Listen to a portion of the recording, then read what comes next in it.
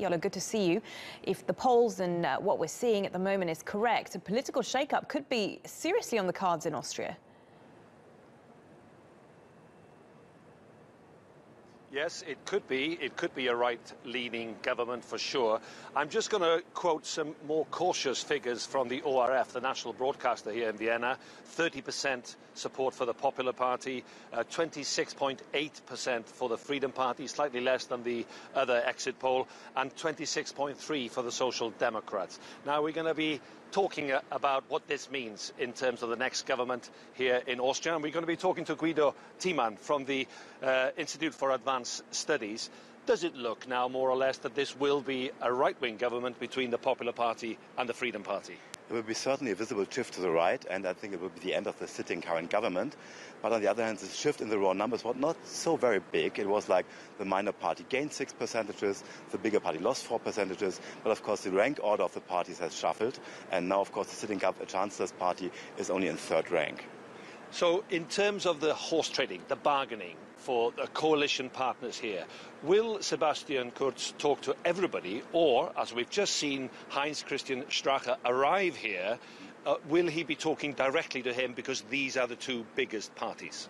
I think the two biggest parties, of course, have the best claim to form a government and start their coalition talks. But on the other hand, they need to be commissioned by the president of the country. Of course, he is normally giving the order to form a government to the leader of the strongest party, but it doesn't necessarily need to be the leader of the strongest country. They could also be commissioning the talks for other party leaders. In terms of how people have voted, it shows a strong inclination towards the right, the conservative and the far right. Now, what does this mean in terms of, do Austrians want to have a more right-wing government, or are they fed up with the present government that they had in terms of the grand old coalition? Of course, I think both arguments are true. Of course, many Austrians think in the right way in political terms, but on the other hand, also, I think about all Austrians have seen enough of the current government, have seen enough of stalemate, compromise, failed compromise, and so on. And people were looking for something new. And yeah, of course, it's surprising that they turn to the sitting party to provide something new. But yeah, we'll see.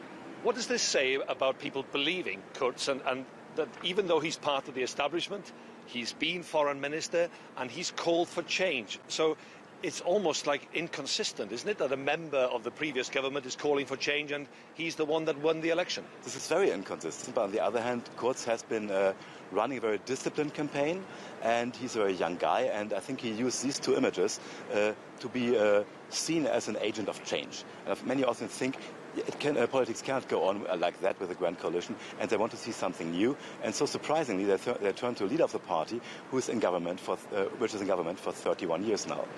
And that will be Sebastian Kurz. Thank you very much indeed, Guido Thiemann.